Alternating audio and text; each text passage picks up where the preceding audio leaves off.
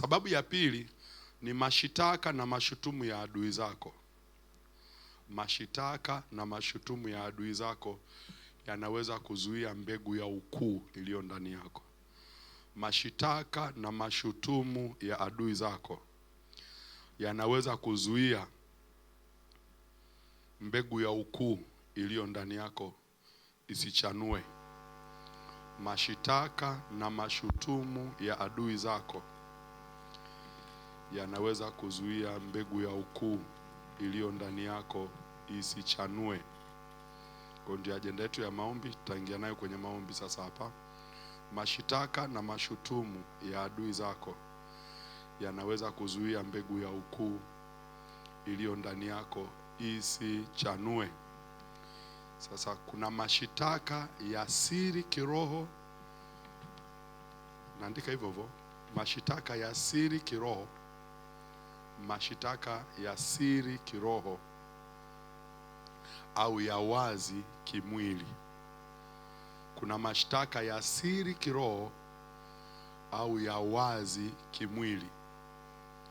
Kwa kunaweza kana mashitaka ya siri kiroho, wewe hujui kama umeshtakiwa, lakini kumbe kuna mashtaka kwenye ulimwengu wa roho. Na hayo mashtaka yanataka nini? Kuzuia mbegu yako ya ukuu isifanye nini? Istawi. Sasa au isichanue. Kwa kuna mashtaka ya kiroho ambayo unaweza kashtakiwa kwa miungu. Sasa kuna miungu ya eneo na miungu ya familia. Andika hivyo hivyo. Kuna miungu ya eneo na miungu ya familia. Miungu ya eneo na miungu ya familia. Kwa kunaweza kuwa na mashitaka ya miungu ya eneo ambayo hayo mashtaka yanazuia mbegu ya ukuu ulionayo isistawi. Kwa mfano, unaweza ukawa na mbegu ya ukuu ofisini, lakini miungu inayo operate hapo ofisini ikakuzuia kwa njia ya mashitaka. Mashtaka kwa mfano, wewe ni mwana wa Mungu, si ndio? Kama unaenda ofisini kwenye ofisi ambayo wanaabudu miungu mingine, au hiyo ofisi ni ya miungu mingine, au bosi wa hiyo ofisi ameikabidhi ofisi kwa miungu mingine, na wewe ukaenda na maombi, miungu mingine itatengeneza mashtaka kwamba huyu mtu anaharibu vitu vyetu. Kwa ili asiendelee kuharibu vitu vyetu, tuzuie mbegu yake ya ukuu isichanue. Huyu akija kukaa kwenye kiti atakawa na nguvu, kwa hiyo dawa yake abaki huko chini huko. Kwa unajikuta una elimu nzuri, una masters vizuri, una CV nzuri, lakini huwezi kukatishwa pale kwa sababu anajua wewe ni mharibifu. Sio mharibifu kwa mambo ya mabaya, ni mharibifu kwa sababu unaharibu vitu vya watu. Kanisa la Bwana, haleluya. Umai kuona ofisini mtu anakuchukia, hamjagombana? Unaweza habari asubuhi. Hamjagombana. Hamjagombana mwilini, lakini kiroho ni mshitaki wako. Maana kata ukiomba, ukiharibu vitu vyake, yeye anaenda kwa miungu yake kukusemelea, kukushitaki kwamba yule mfanyakazi pale ofisini anaomba sana, anatuharibia vitu vyetu. Kwa unatengenezewa mashtaka kwenye ulimwengu wa roho kwa miungu yao. Kwa unaweza kujikuta sasa, kama kiwango chako cha maombi ni kidogo, unajikuta umestaki huko pale pale. Ndio wale ambao saa zingine unajikuta unafanya kazi sana, lakini mwisho wa siku upandishwi cheo, ila wewe kazi yako ni kuwafundisha wengine wanavuka, ila wewe uko pale pale. Unawafundisha wengine, wakikusaidia sana unakaimu nafasi, ila upewi yote. Unakaimu wiki moja, wiki mbili, afu anakuja kupewa junior. Wewe senior huko pale. Kazi yako ni kuwafundisha wengine, wana train wanaenda. Wana train wanapanda daraja. Wana train wanapanda daraja. Lakini wewe uko pale pale. Sio kwamba hauna sifa, kuna mashitaka mahali. Kwamba huyo mkimpandisha huyo ataharibu mambo yetu. Kwa dawa yake baki hapo hapo.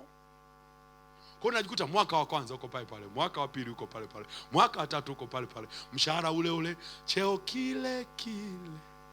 Shida ni mashitaka. Leo tunayafuta katika jina la Yesu. Sema mashitaka yoyote niliyotengenezewa kwenye ulimwengu wa roho, ninayafuta leo. Yaliyo wazi au yaliyo ya siri, nayafuta leo. Na karatasi zao za mashitaka ninazichana kwa jina la Yesu. Wanaamini waseme amen. Na iwe kwako katika jina la Yesu. Sasa hiyo ni eneo. Kwa sasa nimesema Kuna miungu ya eneo na miungu ya nini? Ya familia. Kwa kuna wengine ni mashitaka yaliyo kwenye familia yako. Unashangaa mama ni mshirikina, baba ni mshirikina, babu ni mganga kienyeji, dada anaendaga kwa waganga, wewe peke yako ndio unayeombeaga kwenye familia. Tayari wewe ni mshitakiwa. Na usipokaa vizuri unaenda, wanaimba tuonane paradiso. Mwangalie jirani yako, mwambie una mashitaka mangapi mwenzangu? Kuna watu hapa mna mashitaka ya bibi yako, una mashitaka ya shangazi, una mashitaka ukoo mzima iko pale. Kanisa la Bwana haleluya. Kanisa la Bwana haleluya. Wakati tunaomba hapa, mtu mmoja anasema bi mkubwa. Bi mkubwa. Maana yake nini? Kwenye ulimwengu leo bi mkubwa kamtengenezea mashitaka. Hapa. Kwa yule bi mkubwa sio bi mkubwa tu kimwili. Maana yake kwenye ulimwengu leo ni bi mkubwa aliyekaa kwenye position kutengeneza mashitaka. Huyu hatakiwi kufanikiwa. Huyu hatakiwi kuolewa. Huyu hatakiwi kuzaa. Huyu hatakiwi kupandishwa cheo. Akipandishwa cheo huyu atatusumbua. Na wakati mwingine sio swala la wao kuwasumbua, wakati mwingine ni Mungu wako kupata heshima, hawataki. Si unajua ni miungu ina wivu eh? Shetani asingetaka Mungu wako apate heshima. Si mnajua kile kitabu cha Yohana 15 mstari wa 7 na 8. Hivyo utukuzwa Mungu, hivyo utukuzwa Baba yenu kwa vile mzaavyo. Kwa mkizaa sana Mungu wenu anafanya nini? Anatukuzwa. Kwa shetani asingetaka mzae sana. Ndio unaweza kashangaa sasa vita tulionayo sasa hivi. Niongee kwa hekima ya kimungu. Vita ya Ishmaeli na Isaka.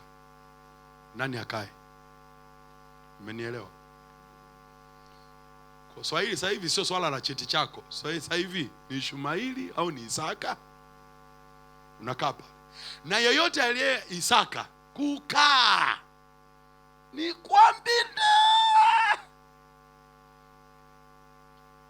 Nilikuwa naangalia kwenye kikosi cha timu ya vijana kilichofaulu. Nikasoma majina. Ukisoma majina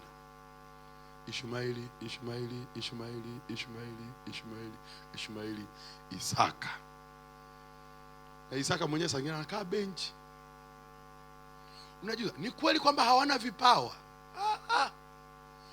Wenzetu wanaenda na Mungu wao. Sisi wa kwetu Mungu wetu wanamweka nyumbani. Wazazi hawaombei, hawaombei miguu, hawaombei chochote. Niomba na mtu mmoja ni refa wa mpira tu. Refa kabisa wa mpira. Tuonana naye mahali mkoa fulani kwenye semina za mwalimu. Akanifasa brother naomba uniombee. Akasema nini? Mimi ni refa. Sasa brother, nina akili. Kila tukifika kwenye mitihani, mimi naongoza kwenye mitihani. Ikifika kwenye mazoezi yale ya kimwili yale physics, nikiamka asubuhi siku hiyo ya interview, miguu inauma mpaka ile interview inaisha.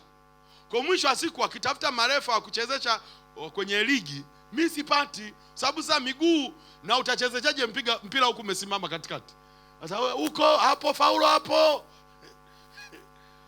Lakini uelewa wa mambo ya mpira anao vizuri. Wanawai wapi? Miguu. Wamekamata. Kwa anajikuta ana uwezo mkubwa, ndio ile ana mbegu ya ukuu, lakini wamewai miguu. Kanisa la Bwana haleluya. Yeyote aliyefunga miguu yako na ifungua leo katika jina la Yesu. Wanaamini waseme amen. Sema Bwana Yesu. Kamata miguu. Sema Bwana Yesu, yeyote aliyefunga miguu yangu kuniondolea utayari, saa hii ninaamuru achia miguu yangu, achia nyayo zangu. Yeyote Yesu, yeyote aliyechukua nyayo za miguu yangu, yeyote aliyeiba viatu vyangu, soksi zangu, akanifunga miguu yangu ili nisiwe na utayari, leo hii rudisha kwa jina la Yesu. Wanaamini waseme amen. Na iwe kwako katika jina la Yesu. Ndio wale saa zingine anapoteza tu viatu bila sababu. Mwingine anapoteza, hasa wanaume ndio tunapotezaga soksi sana. Unashangaa tu mguu mmoja tu ndio unapoteaga, mmoja tu. Haleluya. Kanisa la Bwana haleluya. Mashitaka, andika kitabu cha Danieli. Unakifahamu Danieli 6:1-10. Danieli 6:1-10. Danieli 6:1 mpaka 10. Andika na Kumbukumbu la Torati mlango wa 22 mstari wa 13 mpaka 17. Kumbukumbu la Torati 22:13 mpaka 17. Andika na Mathayo 5 mstari wa 11 mpaka 12. Mathayo 5:11-12. Kumbuka point yetu ni ile mashitaka. Si unakumbuka Mashtaka na mashutumu. Sasa kitabu cha Danieli wengi tunakifahamu, ngoja nisome. Anasema hivi, Danieli sura ile ya 6. Danieli 6 anasema mstari ule wa kwanza mpaka wangapi jamani? Wa 10. Anasema hivi, Danieli 6:1 mpaka 10 anasema, ilimpendeza Dario kuweka juu ya ufalme maliwali 120 wawe juu ya ufalme wote, na juu yao akaweka wakubwa 3, na Danieli alikuwa mmoja wao, ili maliwali hawa watoe hesabu kwao, mfalme asipate hasara. Basi Danieli huyu alipata sifa kuliko wakubwa na maliwali, kwa kuwa roho bora ilikuwa ndani yake, naye mfalme akaazimu kumweka juu ya ufalme wote. Basi mawaziri na maamili wakatafuta sababu za kupata sababu za kumshitaki Danieli kwa habari za mambo ya ufalme, lakini hawakuweza kuona sababu wala kosa, kwa maana alikuwa mwaminifu, wala alikuonekana kosa wala hatia ndani yake. Ndipo wale watu wakasema, hatutapata sababu ya kumshitaki Danieli tusipoipata katika mambo ya sheria ya Mungu wake. Basi wale mawaziri na maamili wakakusanyika pamoja mbele ya mfalme, wakamwambia hivi, Mfalme Dario uishi milele. Mawaziri wote wa ufalme na manaibu na maamili na madiwani na maliwali wamefanya shauri pamoja ili kuweka amri ya kifalme na kupiga marufuku ya kwamba mtu yoyote atakayeomba dua kwa Mungu awaye yote au kwa mtu awaye yote katika muda wa siku 30 la kwako mfalme atatupwa katika tundu la simba. Sasa mfalme, piga marufuku katie sahihi maandiko haya yasibadilike kama ilivyo sheria ya Wajemi na Wamedi isiweza kubadilika. Basi Mfalme Dario akayatia sahihi maandiko yale na ile marufuku. Hata Daniel alipojua ya kuwa yale maandiko yamekwisha kutiwa sahihi, akaingia nyumbani mwake, na madirisha katika chumba chake yalikuwa yamefunguliwa kukabili Yerusalemu. Akapiga magoti mara 3 kila siku akisali, akashukuru mbele za Mungu wake kama alivyokuwa akifanya tokea hapo. Na kila mwenye pumzi aseme amen. Mtingishe jirani yako, mwambie shughulikia mashitaka yako mwenzangu. Mtingishe tena, mwambie shughulikia mashitaka yako unayojua na usiyoyajua. Huyu ni Danieli. Sasa angalia, Biblia inasema Dario mfalme aliazimu moyoni kumpandisha cheo Danieli. Sasa wakati manake nini? Ukisoma Biblia inasema aliona roho bora ndani ya nani? Ya Danieli. Manake aliona mbegu ya ukuu kwa Danieli. Alipoona roho bora, alipoona mbegu ya ukuu kwa Danieli, akataka kumpandisha cheo. Wale mawaziri, manaibu na madiwani na maliwali wakawai wazo la Dario asipate nafasi ya kumpandisha cheo Danieli, ili mbegu ya ukuu ya Danieli isichanue. Waliizuia kwa njia gani? Kutengeneza mashitaka. Sasa huyu jamaa tukimwacha huyu atapandishwa cheo kweli. Tukimwacha huyu atapandishwa, atachanua. Na ukisoma Biblia unagundua Daniel alikuwa mtu mwingine wa taifa lingine, yani yuko kwenye nchi ya wengine, afu anapata roho bora, mbegu yake ya ukuu inachanua. Na kuombea kwa Mungu katikati ya ugeni, mbegu yako ya ukuu ikachanue. Wanaelewa, aseme amen. Hata katikati ya wazoefu, wewe uliye mdogo na uliye mchanga, mbegu yako ya ukuu ikachanue katikati ya hao wazoefu, katika jina la Yesu. Watu wakikuangalia kuza, huyu jamaa mbona ni mgeni? Sio mgeni. Mungu alishawekeza rohoni toka zamani. Ndio maana hata Yeremia alimwambia, we Yeremia, usiseme mimi ni mdogo. Toka tumboni mimi nilikujua wewe. Nimekuweka kuwa nabii wa mataifa toka tumboni. Kuna watu tuna mbegu ya ukuu toka tumboni. Kinachosubiria tu ni fursa ipatikane tuchomoe. Wanaelewa, aseme amen. Mungu akupe hiyo fursa mwaka huu katika jina la Yesu. Na kuanzia mwezi wa 6 ukapata hiyo fursa. Roho bora ikaonekane ndani yako. Mbegu ya ukuu ikaonekane ndani yako. Kwenye vikao vya bodi wakaone mbegu ya ukuu. Kwenye vikao vya baraza waone mbegu ya ukuu. Kwenye vikao vya ukoo waone mbegu ya ukuu. Wanaelewa, aseme amen. Lakini moja ya ajenda ni mashitaka. Ni mashitaka. Na nawaambiaga, nilikuwa nafundishaga ile, sio kama niliwaambiaga hapa, nimefundisha hapa ile issue ya roho za wenyeji wa mji. Kila mahali unapoenda kuna wenyeji. Na moja ya sifa ya wenyeji ni wivu. Hawatataka uinuke zaidi yao. Ukitaka tu kuonyesha kichwa nka. Kwa nini? Wanachopambana ni hiyo mbegu ya ukuu isionekane, isichanue. Kwa anapambana kwa njia zote. Moja ya njia ni mashitaka, lakini nyingine nimekwambia ni mashutumu. Unaanza kushutumiwa. Mnajua mashutumu? Unashutumiwa kwenye vitu ambavyo hata hujafanya, wanakushutumu tu. Wanakusingizia tu. Huyo mwongo sana. Alafu sasa wanapokutengenezea mashutumu, hawasemi mbele yako, wanasema ukiwa haupo. Unashangaa tu yule ambaye anatakiwa kupandisha cheo anakukasirikia. Ukimsalimia habari za leo bosi, unajiuliza, mbona hanisalimi kama jana? Mashutumu yameshawahi. Haleluya. Sema nafunga vinywa vyote watengeneza mashutumu na mashitaka, vinywa vyao vinyamaze kimya. Ninafumba vinywa vyao, hawataongea. Na watengenezea roho ya ububu, kila wakitengeneza mashitaka washindwe kuongea katika jina la Yesu. Unaelewa? Aseme amen. Kuna mtu anaamini ninachokisema?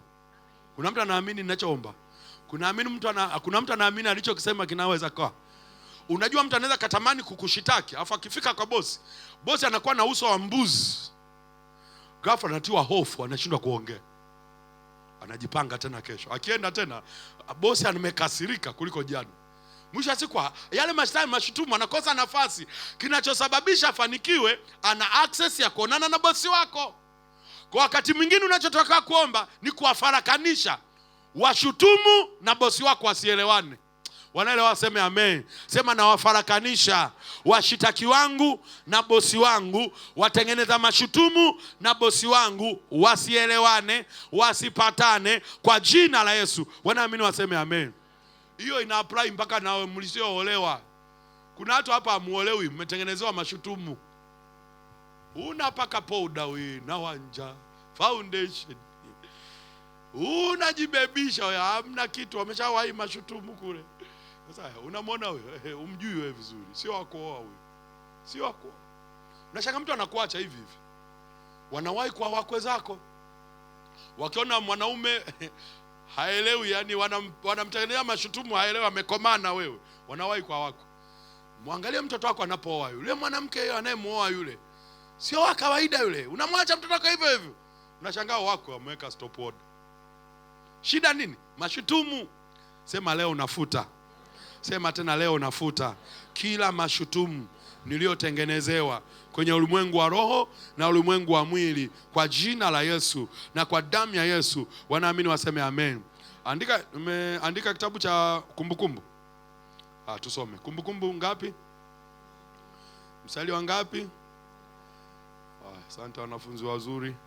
22 anasema, mstari wa 13-17 anasema hivi. Kumbukumbu la Torati 22 anasema, mtu akitoa mke akamuingilia na kumchukua, kisha akamshitaki mambo ya aibu, kumzushia jina baya. Sema kumzushia jina baya. Sema tena kumzushia jina baya. Akasema, nimemtoa mwanamke huyu, nami nilipomkaribia sikuona kwake alama za ubikira. Ndipo babaye yule kijana na mamaye watakapotoa alama za yule kijana za ubikira, wawatolee wazee wa mji langoni. Na baba yake yule kijana waambie wazee, mwanaume huyu nilimpa binti yangu awe mkewe, naye amchukia. Angalieni, amemwekea mambo ya aibu. Asema, sikuona kwa binti yako alama za ubikira, nazo hizi ndizo alama za binti yangu za ubikira. Na wayakunjue yale mavazi mbele ya wazee wa mji. Na kila mwenye pumzi aseme amen.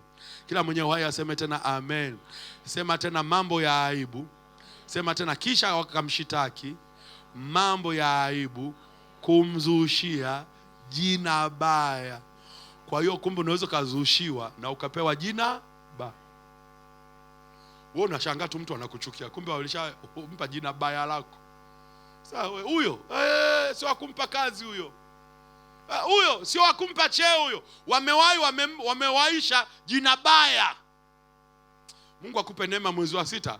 Mungu akuinulie watu watakao kupa jina zuri kabla hujafika katika jina la Yesu. Wanaamini waseme amen. Unajua kuna watu mnakosa kazi kwa sababu gani? Kuna jina baya limetangulia mbele yenu. Kuna waliotengeneza jina baya.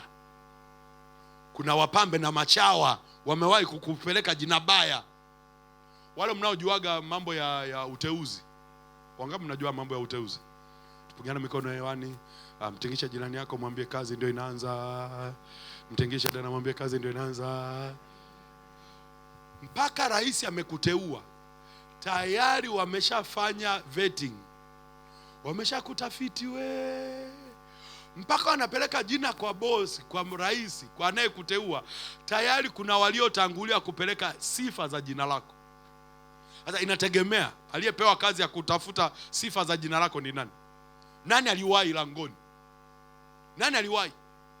Kwa anaweza kawahi mtu akapeleka jina baya.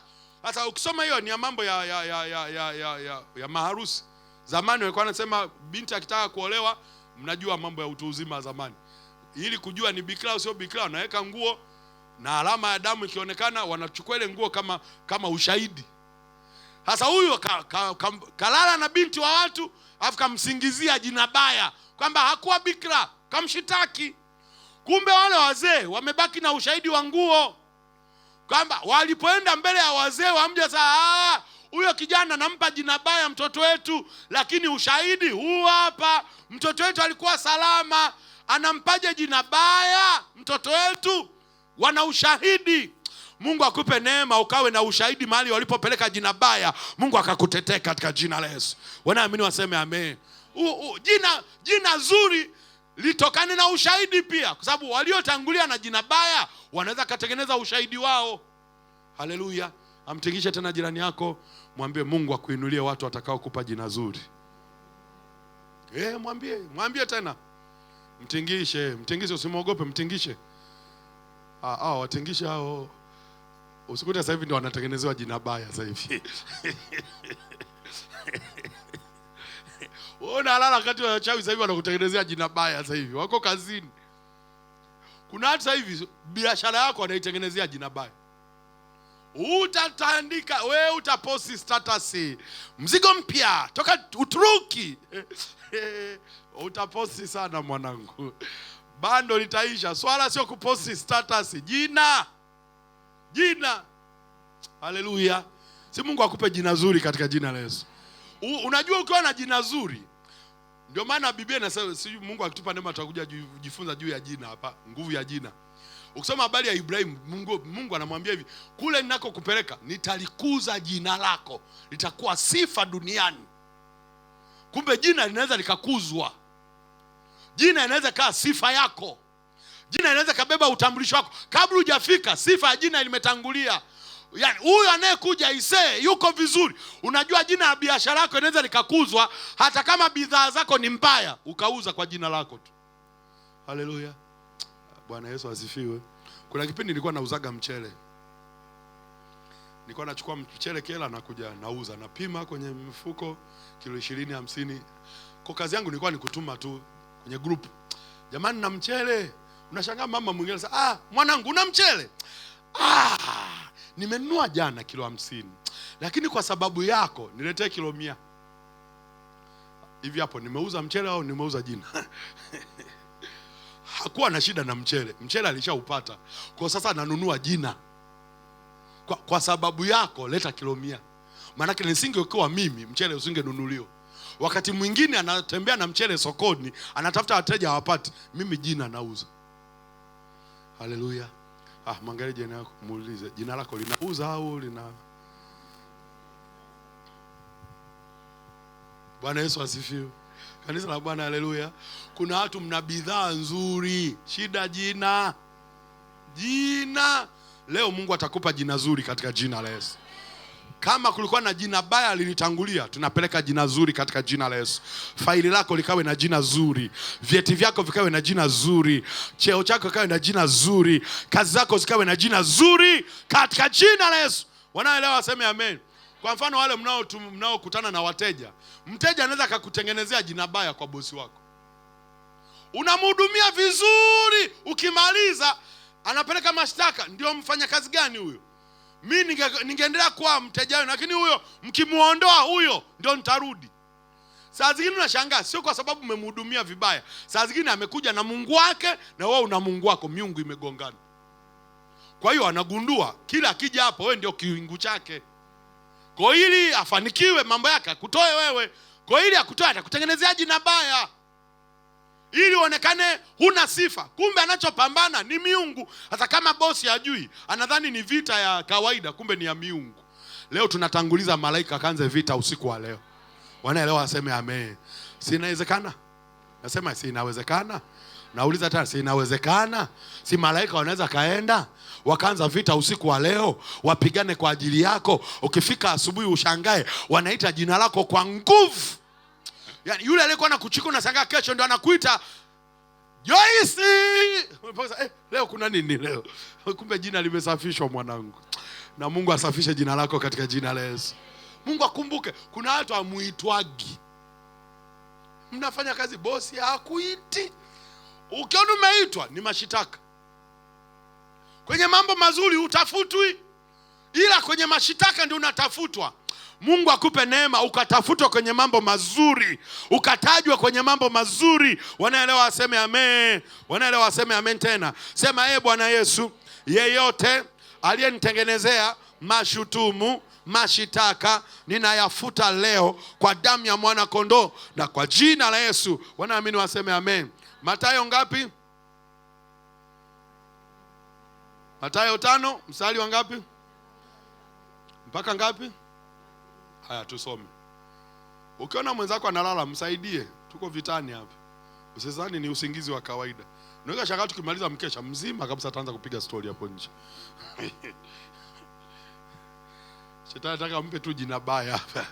Mwambie jana yako apewi mtu jina baya hapa. Mtingishe tena mwambie apewi mtu jina baya. Ukiona unazidiwa nawa uso. Haleluya. Haleluya. Kanisa Bwana haleluya. Kanisa Bwana haleluya. Kanisa Bwana haleluya. Kanisa Bwana haleluya.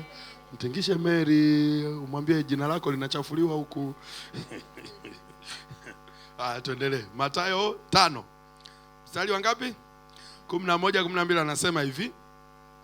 Heri ninyi watakapowashutumu na kuwaudhi na kuwanenea kila neno baya kwa uongo kwa ajili yangu.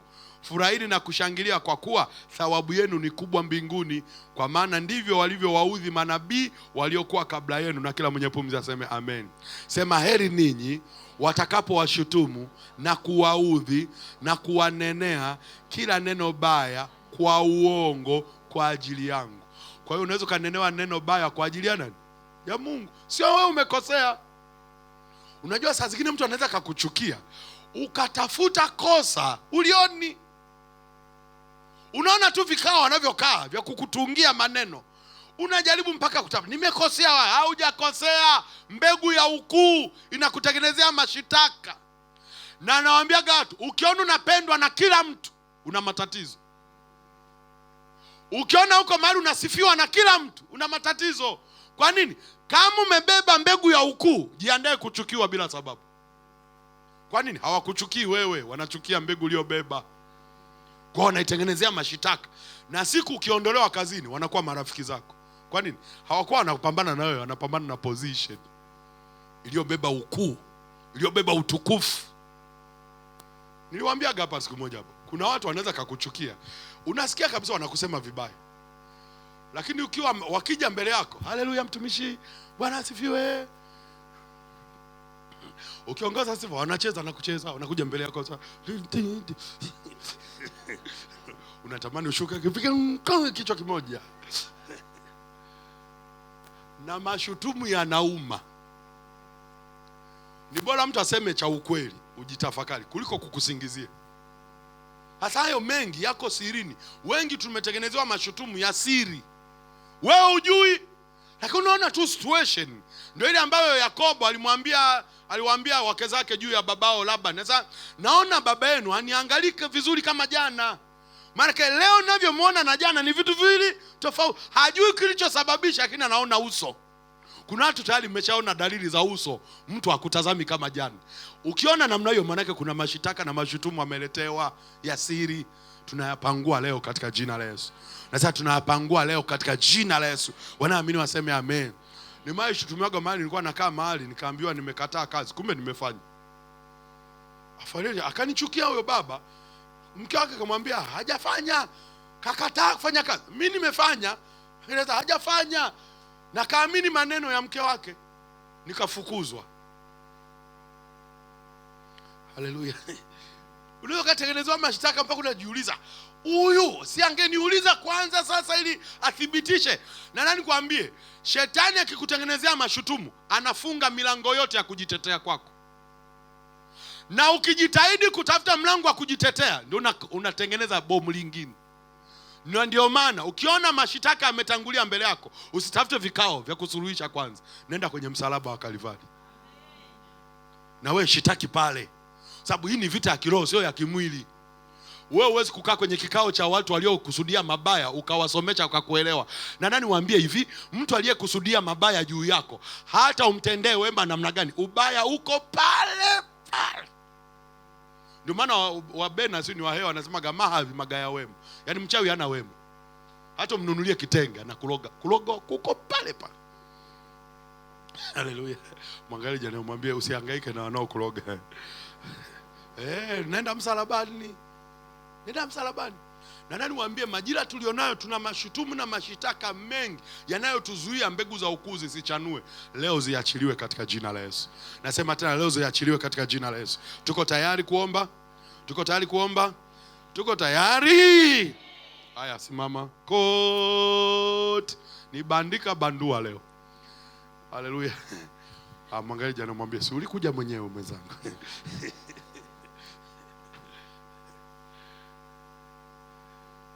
Utayakumbuka haya maombi nakwambia. Unajua nini?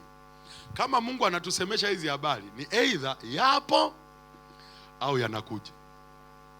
Kwa hiyo usipoomba ukaona kama hayapo, kumbuka ndio maana nimeweka vile vipengele. Kuna mashitaka ya siri na ya nini? Ya wazi. Kuna mengine unayajua, mengine huyajui. Hata nani waambie usioyajua ndio mengi kuliko unayoyajua. Kwa sababu gani? Shetani asingetaka uyajue ili usishughulike nayo. Wewe unaona tu kukwama lakini huoni sababu za kukwama kwako.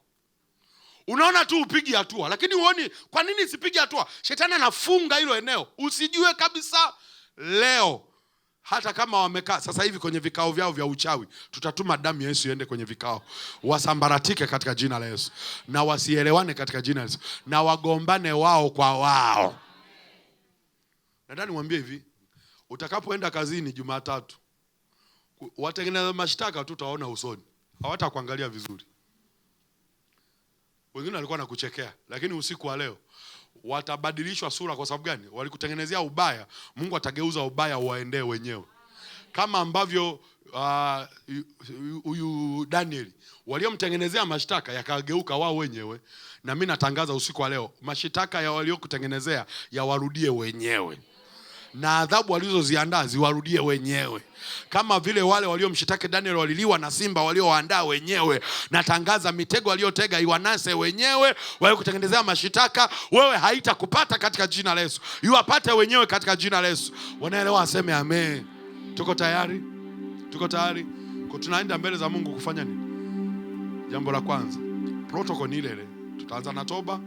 La pili, tengua mashitaka ya siri na ya wazi. Futa mashutumu. Wengine ni maneno tu. Ni maneno tu. Na kama una imani, wakati unaomba unaweza kushika hata daftari. Kama vile mashtaka unayaona, futa. Futa. Futa. Kuna wengine ni maneno umetamkiwa. Maneno tu. Umetengenezewa mashitaka kwamba huyu hamna kuolewa. Huyu hamna kuzaa. Ni mashtaka kwenye ulimwengu wa roho. Futa, futa, futa. Ukitegea kufuta hasara yako. Na ukusubiri mimi nifute ya kwako. Mimi mwenyewe na ya kwangu mwenzangu. Haleluya. Nina viproti. Nashughulika navyo na mimi usiku wa leo. Nina viproti vya kutosha vya mashitaka na mashutumu. Vipo tu viko, unaona tu vimemo. Sasa tunaenda mbele za Mungu. Mungu ni mwaminifu. Ukiomba kwa imani Mungu anasikia.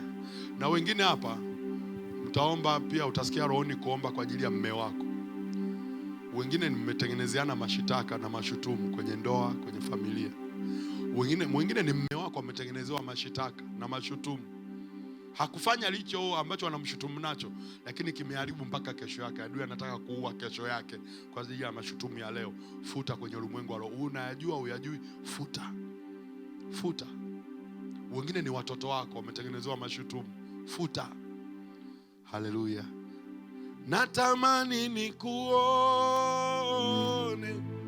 niuone uso wako, nikuabudu, nikuabudu. Natamani nikuone, niuone uso wako, nikuabudu, nikuabudu. Yesu, natamani nikuone, niuone uso wako, nikuabudu, nikuabudu. Natamani nikuone,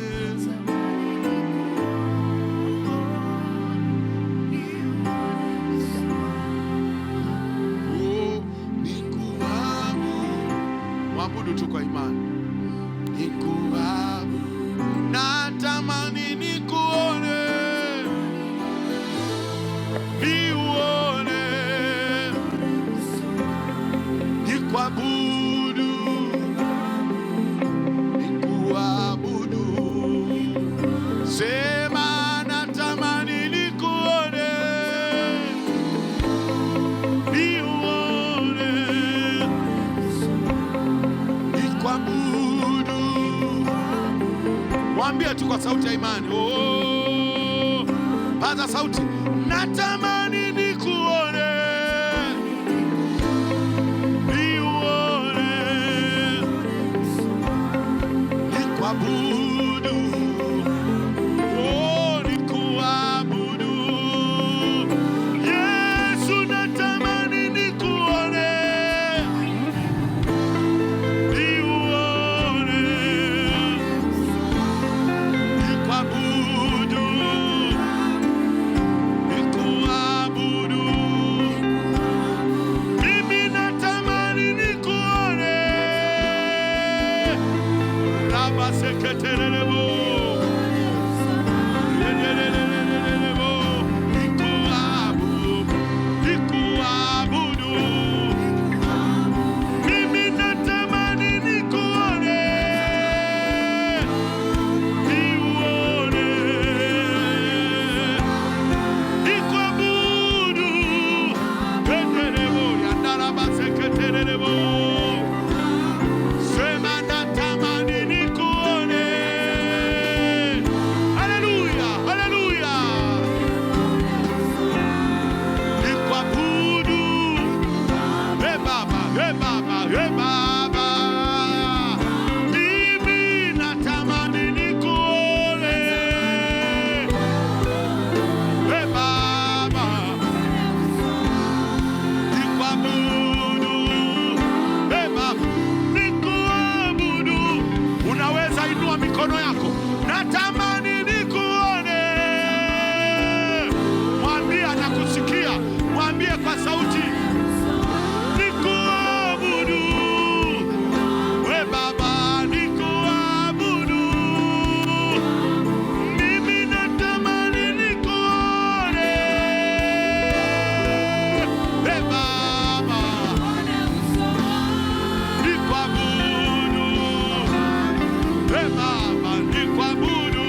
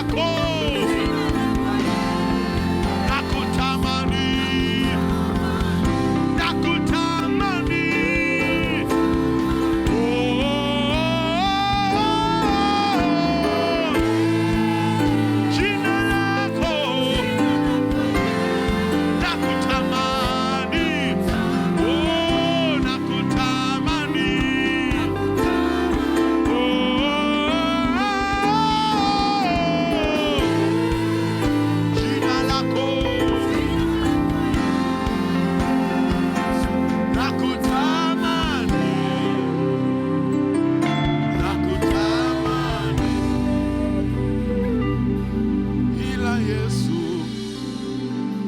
nimekunyoshea mikono, unatisha, haulinganishiki hata iweje. Ila Yesu, nimekunyoshea mikono, unatisha, haulinganishiki hata iweje. Ila Yesu, nimekunyoshea mikono, Baba, unatisha, haulinganishiki hata iweje. Oh, ila Yesu, nimekunyoshea mikono, Baba, unatisha, haulinganishiki hata iwe. Ila Yesu, oh, nimekunyoshea mikono, Baba, unatisha, haulinganishiki hata iweje. Ila Yesu, Yesu, nimekunyoshea mikono, unatisha, haulinganishiki. Oh, oh, ila Yesu, Yesu, Yesu, kunyoshea mikono, Baba, unatisha, haulinganishiki. Oh, ila Yesu, endelea shea mikono, unatisha, haulinganishiki hata iweje. Sema Bwana Yesu kwa imani, sema Bwana Yesu, usiku wa leo ninaomba rehema, ninaomba toba. Inawezekana mashitaka niliyotengenezewa kwenye ulimwengu wa roho au wa mwili ni halali, kwa sababu mimi mwenyewe nilifungua mlango, shetani akapata uhalali. Neno lako linasema Danieli alikuwa mwaminifu kwako na kwa mfalme. Inawezekana sijawa mwaminifu kwako na kwa adui zangu, na kwa sababu hiyo shetani amepata uhalali. Usiku wa leo ninaomba unirehemu, naomba unisamehe kila mashitaka yaliyopata uhalali kwa sababu ya uovu, kwa sababu ya dhambi. Leo hii ninatubu, ninaomba rehema, na kwa sababu hiyo ninaamini umenirehemu, umenisamehe. Kuanzia sasa mashitaka yoyote niliyotengenezewa, iwe gizani, iwe nuruni, iwe sirini au waziwazi, kwa mamlaka ya jina la Yesu ninayafuta saa hii, ninayafuta kwa damu ya Yesu. Mashutumu niliyotengenezewa, maneno niliyotengenezewa, jina baya nililopewa ili kuzuia mbegu ya ukuu, ninafuta kila mashutumu, kila maneno, kila mashitaka, ninayafuta kwa damu ya Yesu, kwa damu ya Yesu, kwa damu ya Yesu. Mashitaka ya miungu, mashitaka ya mizimu, mashitaka ya mapepo, ninayafuta kwa damu ya Yesu. Inua mikono yako miwili juu. Serious business. Ni fursa hii tumeipata, itumie vizuri. Huwezi kujua kwa nini Mungu anakusemesha saa hii. Kuna watu tumekwama muda mrefu, yamkini kwa sababu ya hayo mashitaka. Wanatamani kukupa cheo, kila utaka kukupa cheo wanatanguliza jina baya, wanazuia. Wengine umepewa jina baya mpaka kwa mume wako umekosa kibali. Wengine umepewa jina baya mpaka kwa wazazi wako umekosa kibali. Wengine umepewa jina baya mpaka kwa wateja wako umekosa kibali kwao, mpaka biashara yako inataka kufa. Acha usiku wa leo Mungu abatilishe hilo jina baya, Mungu akupe jina zuri, na mashitaka waliokutengenezea yawamalize wenyewe. Kama yale mashitaka ya Haman yalimmaliza mwenyewe, na hayo mashtaka ya kwako yawamalize waliokushitaki. Tufanye tendo la imani, tuite damu ya Yesu tena. Kazi ya hiyo damu ni kufuta mashitaka, kufuta mashitaka. Kama kulikuwa na uharibifu ulikuwa unakuja kwako, damu ya Yesu itapanchi huo uharibifu, itarudisha kwa walio utuma huo uharibifu. Ndio Yesu, anza kupita na hiyo damu. 1, 2, jiandae. Utaita damu ya Yesu kwa imani. Anza kufuta na hiyo damu, futa. Ukisikia kutembea tembea, usikubali usingizi ukushinde. Very serious. Kuna watu hapa, muda wa kutoka umefika. Muda wa mbegu yako ya ukuu kuchanua imefika. Saa hii ichanue. Ulikokuwa ujulikani ukajulikane. Ulikokuwa utajwi ukatajwe. 2:30. Jiandae. Ndio. Jiandae na vyombo. Tuite damu, maanisha nao wakamshinda kwa damu ya mwanakondoo. Na yale hati ya mashitaka ilishagongelewa pale msalabani. Shetani akitaka kuleta mashitaka, damu ya Yesu itasimama kwa niaba yako. 2:30 tena ya mwisho, jiandae. 3,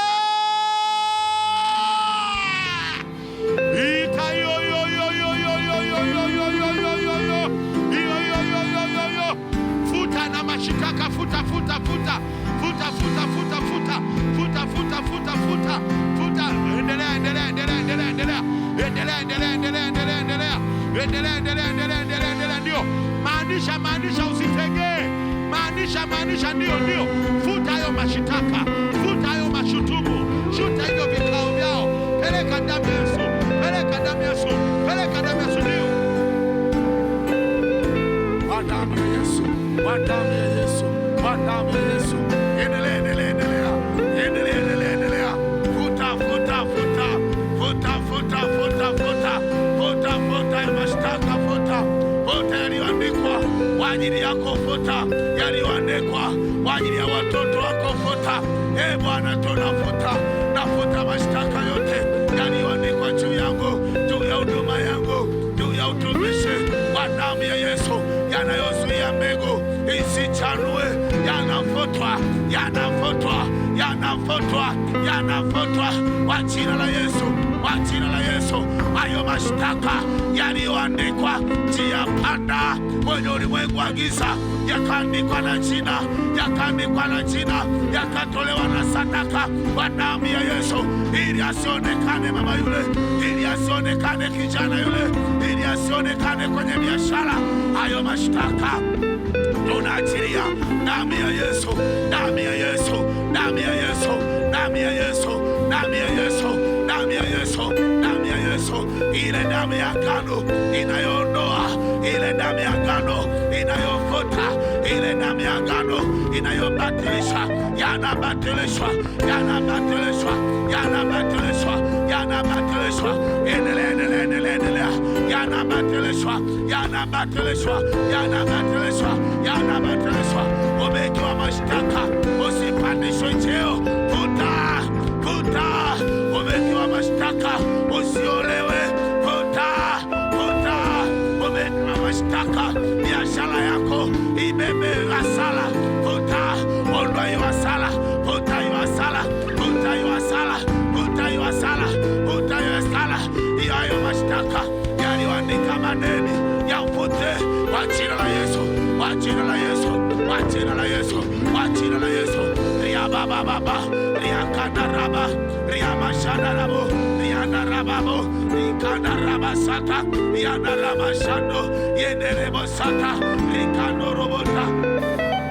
Ya baba baba, nenda kama Esta, nenda kama Esta, nenda kama Esta aliyemwambia mfalme iandikwe barua, iandikwe barua, ziandikwe nyaraka za kutambua, za kutambua yale maandiko ya amani, ya amani, ya amani.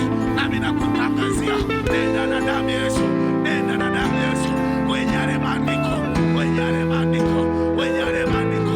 Yule amani aliandika sheria, aliandika sheria, aliandika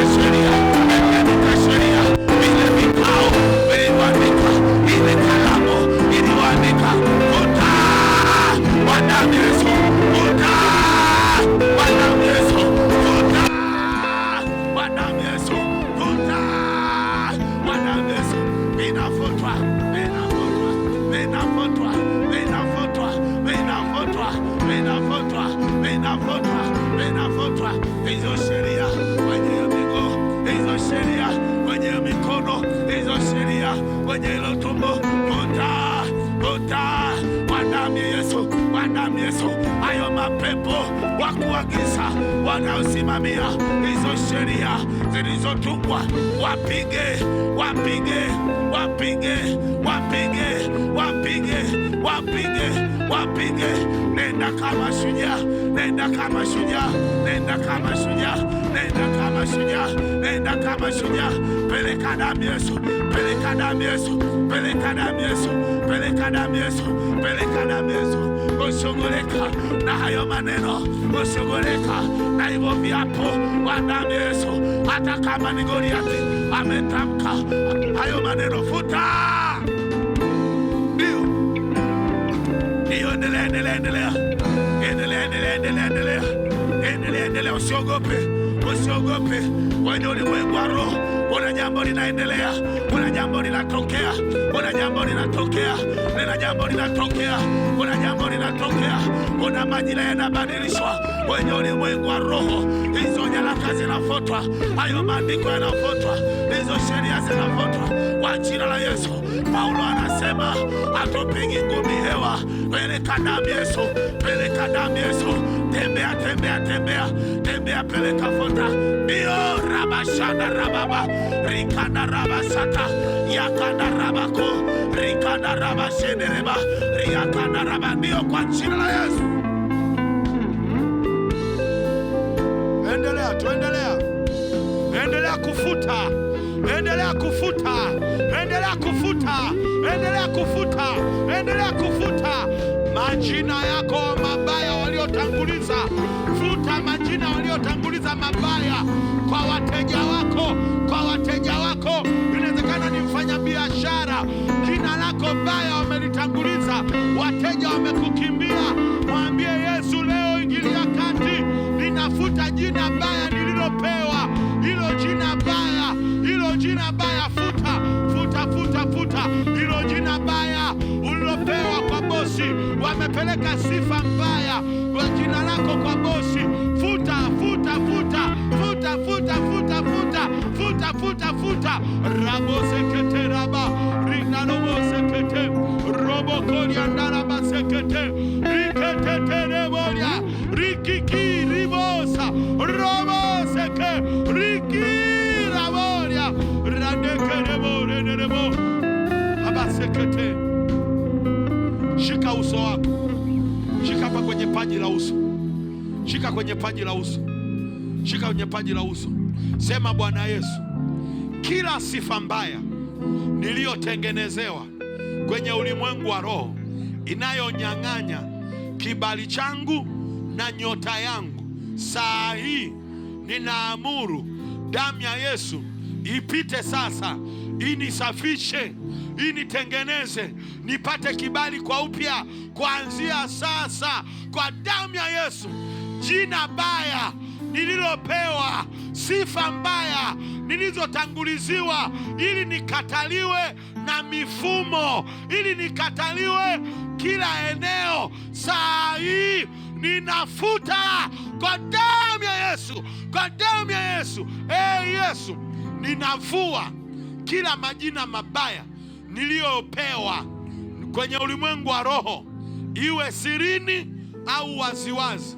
Na inawezekana hizo sifa mbaya na hilo jina baya wamenivika kama vazi. Saa hii ninavua kwa damu ya Yesu. Shika hivyo hivyo, na hesabu mpaka 3. Afuta sema navua, afuta kuna unajivua, unajivua, unajivua. Wengine mpaka kibali umekosa. Ukionekana tu watu wanasikia hasira. Ujue hasira imetoka wapi? Jina baya, sifa mbaya. Na hesabu mpaka 3. Utasema navua, navua. Afuta endelea kuvua. Fanya kwa imani, fanya kwa kumaanisha. Utashangaa ghafla unapata kibali kama kile kibali cha Esther, akaingia kwa mfalme kinyume cha sheria. Kuna watu hapa mtaingia kinyume cha sheria.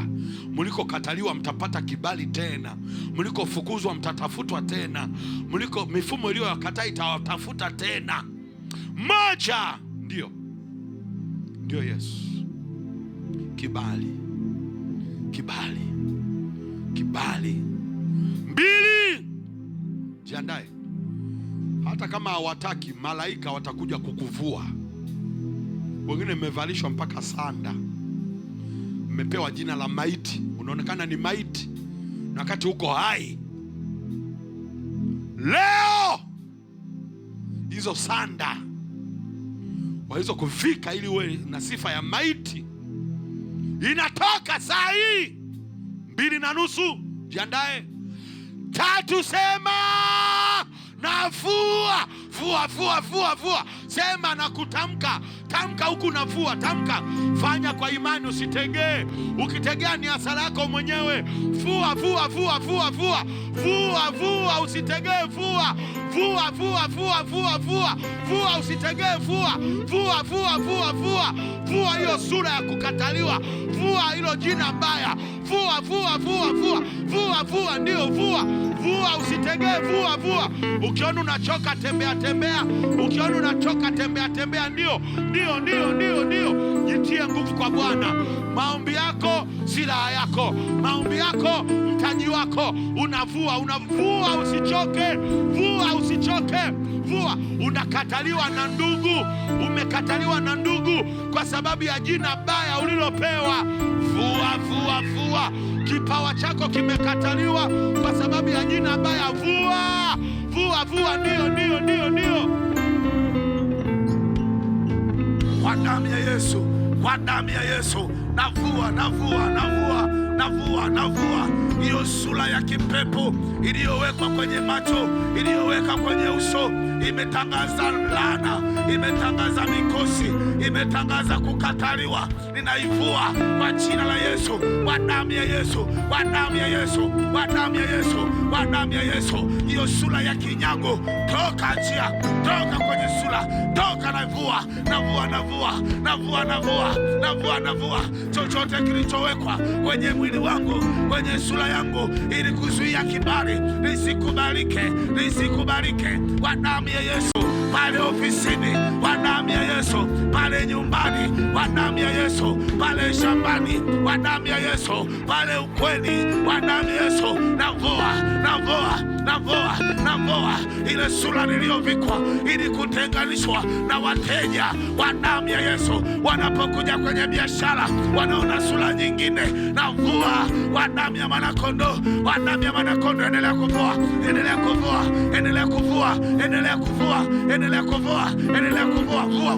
Vua. Unapovua, vua na watoto wako kwa imani wavue. Vua na mume wako kwa imani mvue. Vue kila sura mbaya kwa damu ya Yesu. Tunapeleka moto kwenye mapaji ya uso, kwenye ulimwengu wa roho, kwa jina la Yesu, kushughulika na alama zilizowekwa kwenye mapaji ya uso, ambazo Bwana zimefichwa na adui ili kuzuia kile kilichopandwa ndani yetu Bwana kisikue. Tunavua kwa damu ya Yesu. Ndio. Inua mikono yako, iunganishe kwa pamoja. Iunganishe hiyo mikono, shika viganja, viunganishe viganja. Sema, Bwana Yesu, kila jina baya nililotamkiwa, kila sifa mbaya nilizotamkiwa zikasababisha kufunga kipato changu, uchumi wangu, faida kwenye biashara, kwenye kazi, kila sifa mbaya nilizopewa zikaniwekea zuio la kipato, la uchumi, saa hii damu yako ipite kwenye mikono, ifungue uchumi wangu kuanzia sasa. Inawezekana fedha yangu imezuiliwa kwa sababu ya sifa mbaya ya jina iliyopelekwa kwa wanaonilipa. Saa hii damu yako iende mpaka mahali walikozuia kipato changu, uchumi wangu, fedha yangu kwa jina la Yesu, kwa damu ya Yesu. Nguvu za giza, mapepo mliokamata uchumi wangu, fedha yangu, saa hii toka, toka, toka kwa damu ya Yesu, kwa damu ya Yesu. Inua hiyo mikono, tuite damu ya Yesu tena. Fanya kwa imani. Utapeleka damu ya Yesu huku, naishika hiyo mikono, na futa hiyo mikono. Ikiwezekana na piga na makofi ya kushangilia. Kuna watu wanasikia mikono kama inawaka moto. Ndio, endelea tu, shika tu hiyo mikono, shika tu hiyo mikono. Haya, mekamata uchumi wake, achia, achia fedha yake, achia fedha yake, achia fedha yake, achia fedha yake. Mmekamata mikono yake kuzuia uchumi wake, kuzuia mradi wake, kuzuia huu mradi. Natuma moto kwenye mikono, natuma moto kwenye mikono, moto mara 7, moto mara 7. Mlikozuia hela zake, haya achia. Natangaza sasa, achia! Haya, achia! Hii mikono sio ya kwenu, imekombolewa kwa damu ya mwana kondoo.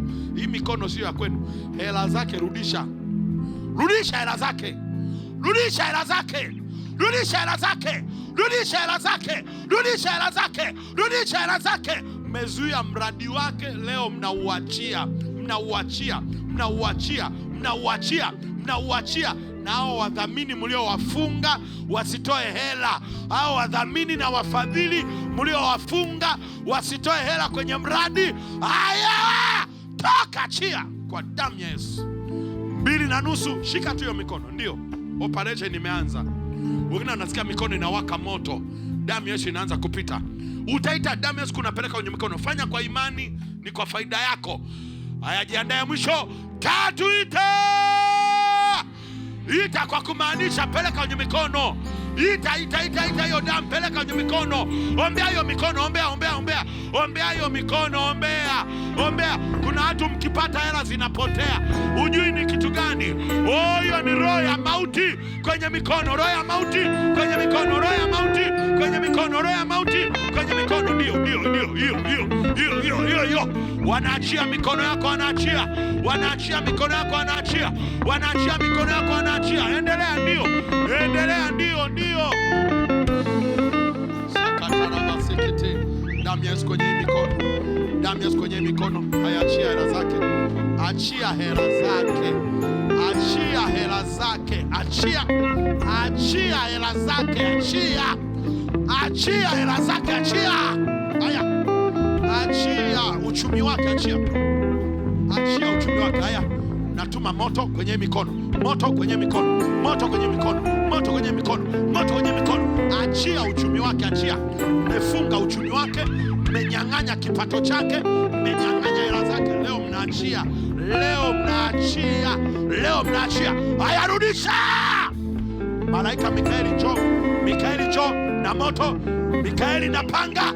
Haya, mapepo mliozuia mikono yake isishike hela, leo rudisha hela zake, rudisha hela zake, rudisha uchumi wake, rudisha uchumi wake, rudisha uchumi wake, rudisha uchumi wake, rudisha uchumi wake, rudisha, rudisha, rudisha uchumi wake, rudisha, rudisha uchumi wake, rudisha uchumi wake, rudisha uchumi wake, rudisha. Haya, moto, moto, moto, moto, moto. Haya, moto moja, Mikaeli na jeshi, mpaka walikoficha hela zake. 1, 2, 3. Haya, rudisha. Toka, achia mikono, toka, achia mikono, toka, achia mikono, toka, achia mikono. Leo mnarudisha hela zake, mnarudisha uchumi wake. Mmefunga uchumi wake asisaidie watu, mmefunga uchumi wake asisaidie watu, mmefunga uchumi wake asisaidie watu. Haya, leo mnarudisha. Fire! The name of Jesus. Ombea tu hiyo mikono, usijionee huruma, usijionee huruma. Ndio, ndio, ndio, ndio, usijionee huruma. Ndio, raba sekete. Ndio, damu ya Yesu kwenye hii mikono, damu ya Yesu kwenye hii mikono. Mapepo sikia, miungu sikia, mekamata uchumi wake na fedha yake. Natuma moto, natuma moto, natuma moto, natuma moto, natuma moto, natuma moto, natuma moto, natuma moto. Toka, achia hii mikono, toka, achia uchumi wake kwa damu ya mwana kondoo. Endelea kuomba, usitegee. Ndio, ndio. Karaba sekete. Achia haya, achia fedha yake, achia mtaji wake, achia mtaji wake, achia mtaji wake, achia mtaji wake. Mlimpa hela ili kukamata uchumi wake, mlimpa fedha ili kukamata mtaji wake. Natuma moto, natuma moto, natuma moto, natuma moto, natuma moto, natuma moto, natuma moto, natuma moto, natuma moto wa damu ya Yesu. Karaba sekete. Ndio Bwana Yesu. Uchumi, uchumi, uchumi kwenye hii mikono, uchumi, uchumi wake ufunguke, uchumi wake ufunguke, kipato chake kifunguke, kipato chake kifunguke kwa damu ya mwana kondoo. Omba kwa ajili ya uchumi. Mnajua mahali unapopita, hiyo sio vita ya kawaida, hiyo sio vita ya kawaida. Haya, mapepo sikia, achia uchumi wake, achia fedha yake, achia fedha yake. Haya, haya, achia fedha yake, achia. Hii mikono sio mali yenu, hii sio mali yenu, hii sio mali yenu. Leo mnarudisha, leo mnarudisha, leo mnarudisha.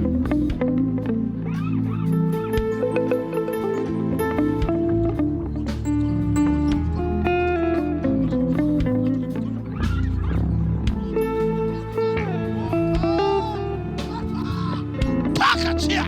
Haya, achia mikono yake, achia uchumi wake, achia. Haya, rudisha hela zake, rudisha wenyewe, arudisha hela zake, rudisha hela zake, rudisha, rudisha na waamuru, rudisha, rudisha, rudisha, rudisha, rudisha, rudisha, rudisha, rudisha, rudisha, rudisha, rudisha, rudisha. Haya, rudisha, rudisha hii mikono, rudisha, rudisha hii mikono, rudisha, rudisha hii mikono, rudisha, rudisha hii mikono, rudisha, rudisha hii mikono, rudisha.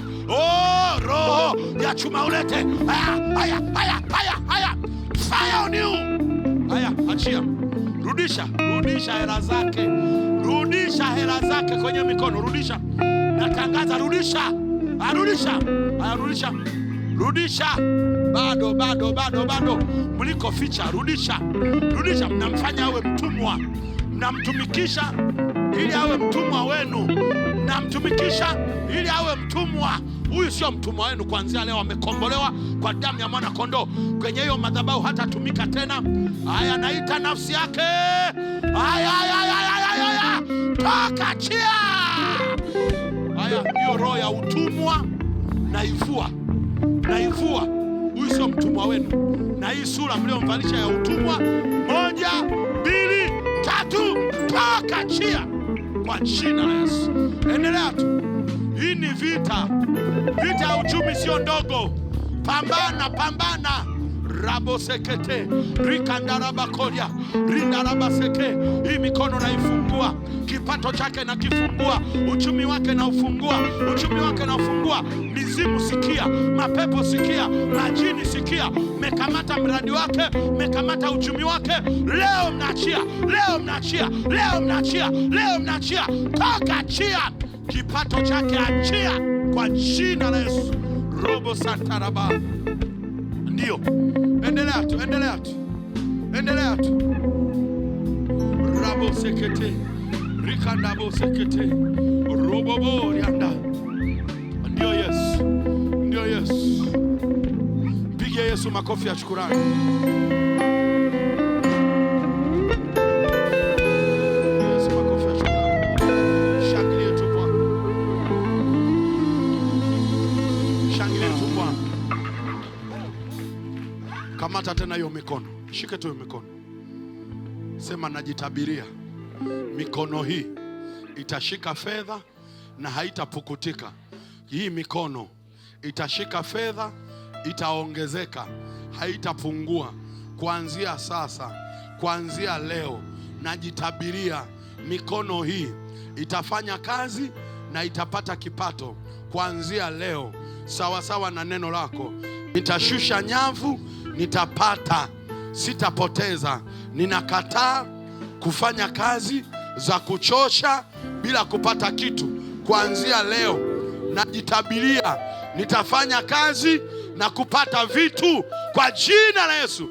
Kipato changu kitaongezeka na nitaweka na akiba kuanzia leo kwa jina la Yesu. Roho ya madeni inayokamata uchumi wangu saa hii achia kwa damu ya Yesu. Yesu, najitabiria mimi ni bilionea kuanzia leo. Kila nitakachokishika kitafanikiwa, kitastawi, kitanipa jina lililo zuri kuanzia leo. Uchumi wangu utaimarika, nitakuwa mkuu kwenye eneo la uchumi kuanzia sasa. Natamka kila kilichokufa kwenye maisha yangu, kila mradi uliokufa, kila biashara iliyokufa, kila biashara iliyopoa, kuanzia leo itastawi kwa jina la Yesu. Amen. Pigia Yesu makofi ya shukrani. Kora baseterebo. Shangilie tu Bwana kwa shukrani. Na ikawe kwako katika jina la Yesu. Na nakutabiria kile utakachoshika kikafanikiwe, kitaongezeke, kipato chako kiongezeke, mshahara wako uongezeke, biashara yako iongezeke, mtaji wako uongezeke, duka lako liongezeke, akiba yako iongezeke, miradi yako iongezeke kwa damu ya Yesu. Haleluya! Shangilie Bwana. Shangilie Bwana. Haleluya. Unaweza kukaa kwenye uwepo wa Bwana. Nitaka tuunganishe na sakramenti, lakini ngoja niongeze ajenda moja. Mnaniruhusu ajenda moja? Mnaniruhusu ajenda moja? Alafu tutaiweka moja iwe kiporo. Iandike hiyo moja. Alafu tutaingia kwenye maombi haya. Ya sababu nyingine ambayo inaweza kuzuia mbegu yako ya ukuu ni roho ya kuonewa. Roho ya kuonewa na adui. Roho ya kuonewa na adui zako.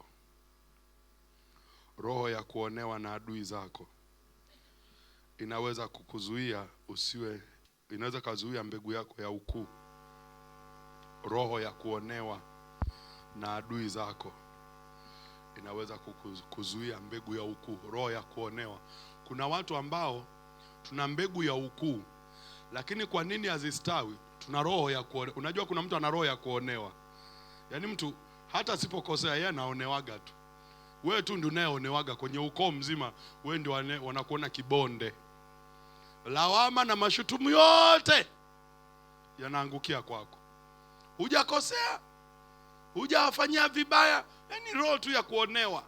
Kitabu kile cha Zaburi, Zaburi mlango ule wa 12, mstari ule wa kwanza mpaka wa 7. Kanisa la Bwana, haleluya. Hizi dakika za majeruhi simwache mtu alale. Sawa Tuko mwishoni. Sio jikuta umekula ng'ombe mzima kamkia kakakushinda. Bwana Yesu asifiwe. Zaburi ngapi? Mstari wa ngapi? Anasema hivi, Zaburi 12 kwa mstari wa kwanza mpaka wa 7 anasema Bwana uokoe, maana mcha Mungu amekoma, maana waaminifu wametoweka katika wanadamu. Husemezana yasiyofaa kila mtu na mwenziwe, wenye midomo ya kujipendekeza husemezana kwa mioyo ya unafiki. Bwana ataikata midomo yote ya kujipendekeza, na mimi naomba Mungu aikata hiyo midomo leo katika jina la Yesu. Wale wanaojipendekezaga wale, Mungu ashughulike nao, machawa. Na ulimi unenao maneno ya kiburi, waliosema kwa ndimi zetu tutashinda, midomo yetu ni yetu wenyewe, ni nani aliye Bwana juu yetu? Watajua leo kumbe yuko Bwana aliye na nguvu. Si mnaamini hivyo?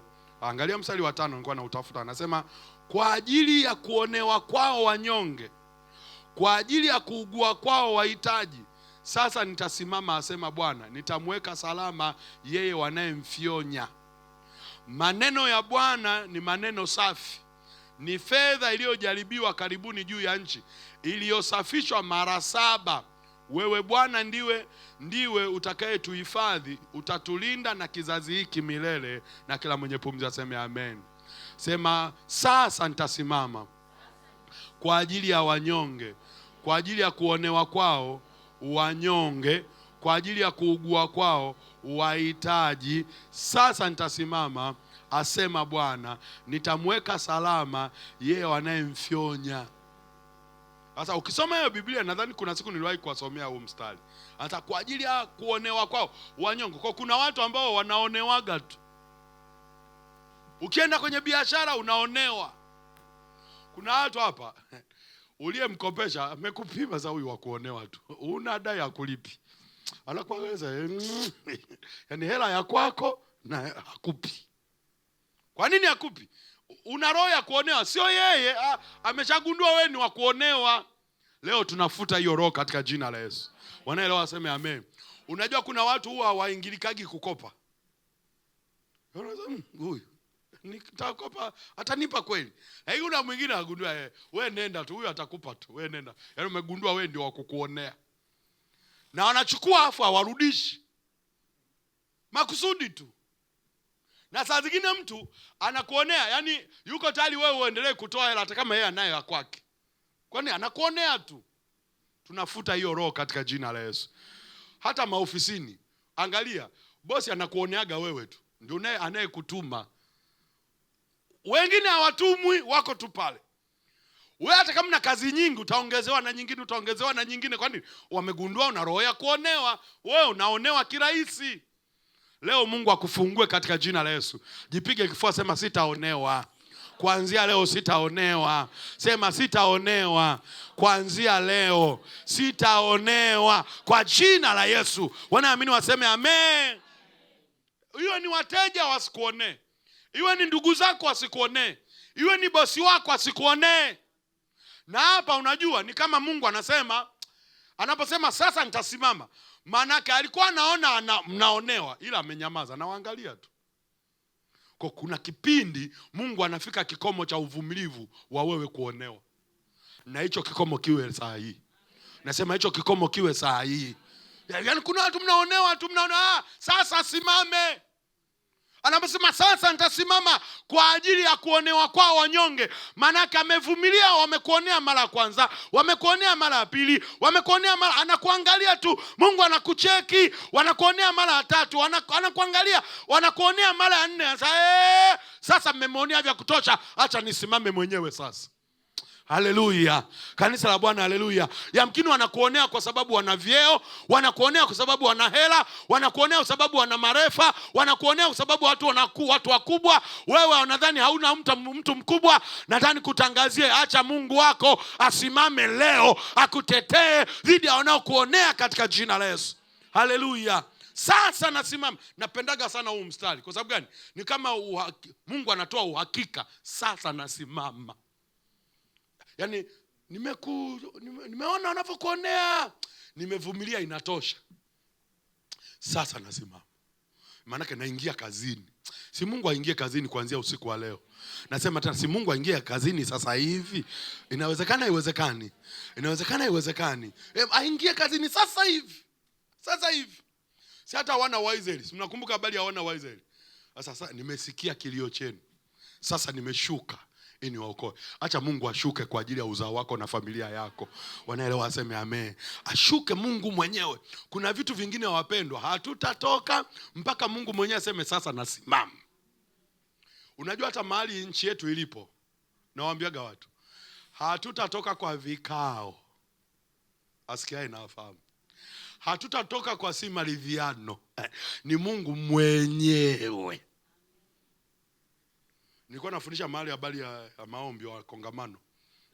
Unajua kuna kipindi nafsi zina majeraha kwa kiwango ambacho huwezi mtu akakufariji ukaelewa. Ni mpaka Mungu mwenyewe aingilie kati, aponye majeraha, aponye nafsi zilizoumia. Asipoponya tutakaa vikawe, hatuvuki. Mungu mwenyewe aingilie kati. Wanaelewa sema amen. Atafanyaje hatujui, itakuwaje hatujui. Lakini baada ya Mungu kusimama, unajua atakachosema? Tutasema kama yule aliyeponywa yule kiwete, sasa yule kipofu. Sasa kwamba nilikuwa kipofu, najua neno moja tu, nilikuwa kipofu, sasa amefanyaje mimi sijui, ilikuwaje mimi sijui, alinipa hainihusu. Ninachojua nilikuwa kipofu, sasa naona. na ikawe kwako katika jina la Yesu. Mungu atakapokuvusha, mbegu ya ukuu itakapochanua, watakuuliza wezaje kutoka? Unasema hata mimi sijui, amefanyaje sijui, ilikuwaje sijui. Ninachojua, nilikuwa kipofu, sasa nilikuwa nadharauliwa, sasa naheshimika. Wanaelewa? Waseme amen. Iwe kwako katika jina la Yesu. Nasema tena, iwe kwako katika jina la Yesu. Kitabu cha Samueli wa kwanza, Samueli wa kwanza mlango wa 24. Samueli wa kwanza mlango wa 24. 24:9 anasema hivi. Daudi akamwambia Sauli, 24 mstari wa 9 mpaka 17. Daudi akamwambia Sauli, kwa nini unasikiliza maneno ya watu wasemao, tazama Daudi anataka kudhuru? Tazama leo hivi macho yako yameona jinsi Bwana alivyokutia mikononi mwangu pangoni, na watu wengine wakaniambia nikuue, lakini nikakuacha, nikasema sitaki kunyoosha mkono wangu juu ya bwana wangu, kwa maana yeye ni masihi wa Bwana. Tena baba yangu, tazama, tafadhali tazama upindo wa vazi lako mkononi mwangu, maana ikiwa nimeukata upindo wa vazi lako nisikuue, ujue na kuona ya kuwa hakuna uovu wala kosa mkononi mwangu, wala sikukukosa neno, ingawa wewe unaniwinda roho yangu ili kuikamata. Bwana atuamue mimi na wewe, na Bwana nilipizie kisasi changu kwako, lakini mkono wangu hautakuwa juu yako, kama vile walivyosema watu wa kale katika mithali yao, katika waovu hutoka uovu, ila mkono wangu hautakuwa juu yako. Na mfalme wa Israeli ametoka ili kumfuatia nani? Unamuinda nani? Ni kuinda mbwa mfu au mkiroboto? Basi Bwana atuamue, akatuhukumu mimi na wewe, akanitetee neno langu, akaniokoe na mkono wako. Ikawa Daudi alipokwisha kumwambia Sauli maneno hayo, Sauli alisema, hii ndiyo sauti yako Daudi mwanangu? Naye Sauli akapaza sauti yake akalia, akamwambia Daudi, wewe mwenye haki kuliko mimi, maana wewe umenitendea mema nami nimekutendea mabaya. Na kila mwenye pumzi aseme amen. Sema, akamwambia Daudi, wewe ni mwenye haki kuliko mimi. Sema tena, wewe ni mwenye haki kuliko mimi. Na kutangazia usiku wa leo, waliokuwa wanakuonea wakatangaze kwa vinywa vyao kwamba wewe ni mwenye haki. Ajenda niyo nataka tufikie, andika, ondoa mipaka ya kiroho uliowekewa kuvuka viwango vipya. Ondoa mipaka uliowekewa kuvuka viwango vipya. Ondoa mipaka uliowekewa kuvuka viwango vipya. Kwa tutakapokuwa tunaomba hapa na kushiriki, nia yetu pia tuondoe mipaka. Kuna watu ambao tumewekewa mipaka, tumewekewa beria. Tuna mbegu za ukuu lakini hatuvuki. Tuna mbegu za ukuu lakini hatusogei. Tuna mbegu za ukuu lakini hatujulikani. Wengine tuko kama Daudi, tunachunga kondoo, tunachunga mbuzi za baba, kumbe tunataka tuwe ikulu. Tuwe ikulu. Kanisa la Bwana, haleluya. Mimi namshukuru Yesu sana wapendwa. Ningekuwa Usangu sasa hivi, ndugu yangu Gwamaka sasa hivi nalima majaruba. Yesu asante baba. Haleluya. Kanisa la Bwana, haleluya. Ningekuwa nalima mashamba polini. Yaani mbegu imenisaidia, hata wewe unanijua, unanisikiliza sasa hizi. Bwana Yesu asifiwe. Na sijidhani kama nimefika, bado nasonga mbele. Kuna mahali naelekea. Na nitafika katika jina la Yesu. Na nakuombea na wewe ukafike katika jina la Yesu. Mungu ametutoa wengine kwenye mavumbi huko tusikojulikana, lakini kilichotusaidia ni mbegu. Sasa hivi unaweza kupata mpaka na nafasi ya kukaa na watu wakubwa, mawaziri, wabunge. Unakaa na watu wazima. Siliwaambiaga hata siku moja hapa, nilikuwa naotaka sasa siku moja nikija kuonana na mwalimu wa Kasege mimi. Alafu nikamshika tu mkono, nilisema nikimshika hivi, akanipa, nikamsalimia hivi. Nilisema huu mkono sitakuja kumpa mtu. Nitakuwa natembea nimeweka huko. Ukiniambia Bwana sio amen, huko kusinigusa, utanajisi. Kutoka ndoto mpaka kuwa halisi. Sio tu kushika, kukaa, kupiga story. Ni neema. Haleluya. Kanisa la Bwana, haleluya. Kuna watu ambao ukweli kwa sifa tulizonazo tusingekutana nazo, lakini kwa sababu ya mbegu iliyo ndani yetu unaweza kukutana nao na Mungu akakukutanisha. Wanaelewa waseme amen. Si Mungu akutendee huu mwezi wa 6, akukutanishe na watu ambao protocols zinakataa, sheria zinakataa, misingi inakataa, lakini kwa Mungu aliyeziumba mbingu na nchi akakukutanisha nao katika jina la Yesu. Si mnamkumbuka yule Majaliwa aliokuwa ndege ya Precision Air? Si mnamfahamu? Si alikutana na waziri mkuu akasalimiana naye? Kama ile bila hiyo angekutana naye na akavunja mpaka protocol ya nchi. Sheria inatakiwa usome ndio uajiliwe. Yeye akaajiliwa ndio akamwambia nenda kasome. Na wakati watu kunatembea na vyeti hatupati kazi, yeye akapata kazi alafu akamwambia nenda kasome baba. Anakula mshahara mwanafunzi. Haleluya. Huyo ndio Mungu anayevunjaga protocol. Na akavunje protocol kwa ajili yako katika jina la Yesu. Mwezi huu wa 6 unaoendea, Mungu avunje protocol. Mipaka uliowekewa iondolewe. Wanaelewa waseme amen. Na hiyo mipaka iondolewe kwa nini? Mungu pia ainue watu watakaoona mbegu ulionayo wakuvushe. Mungu ainue watu. Nakumbukaga zamani sana niliendaga Kilombero kwenye huduma. Tulipigika kweli kweli. Tutembea na treni, tukapanda na kuku. Tena treni sio first class. Ile behewa lile la oya. Unawekewa ndizi mgongoni, kuku wana hapo. Tunafika tuko hoi. Tukakutana na mhubiri mmoja, wengine mnamfahamu ni Myahudi. Kipindi ndo anahubiri iko moto. Akaniona mkutanoni naimba. Akaniangalia. Afu yeye akalala hotelini. Si tukalazwa kwa watu. Na tulikwenda kulala, kitanda ukitoka kwenye mkutano kitanda unakuta kuku kalala juu ya kitanda. Sasa akaulizia huyu analala wapi? Akaelekezwa, akaniambia ndio njoo leo hotelini kule. Nikaenda. Sasa kwa kipawa ulicho nacho, una kitu kizuri sana cha Mungu, kizuri. Hapo akaniambia tu ulichopungukiwa ni neema ya Mungu. Nimesikia tu nikuombee neema ya Mungu iwe juu yako ili kipawa chako kijulikane. Hakuomba maneno mengi, akanishika tu mkono sa Mungu, neema iwe juu yake, juu ya hiki kipawa alicho nacho kijulikane. Unajua from there milango ilifunguka. Kwenye mazingira ambayo kila huduma nilikuwa naendaga ukipewa sana ni mihogo na viazi. Ndio narudi nazo. Mke wangu yuko hapa atakuwa shahidi. Kwa narudi na magimbi. Bahasha hamna, sasa mazito matatu kwa mtumishi kwa nenda kwa amani ya Bwana. Amen. Na mimi naona ndio maisha kweli hapo. Kumbe nimepungukiwa na neema. Kwa kuna watu tuna vipawa lakini tuna beria. Mungu achilie neema usiku wa leo. Hizo beria zivunjike katika jina la Yesu. Wanaamini waseme amen. Mungu avunje hizo beria, ndio hiyo mipaka. Inawezekana haiwezekani. Inawezekana haiwezekani na ikawe kwako katika jina la Yesu. Sasa wakati tunamalizia kuomba hapa, nilikuwa nasikia ndani yangu kama na watoto, andika majina ya watoto wako.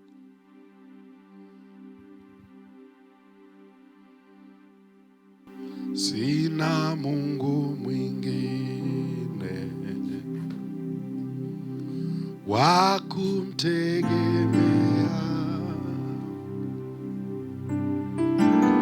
mbinguni na duniani, hapana mwingine. Sina cha kupendeza wala cha faida ila wewe Bwana wangu, Mungu wa milele. Sina Mungu mwingine wa kumtegemea mbinguni na duniani, hapana mwingine. Sina cha kupendeza wala cha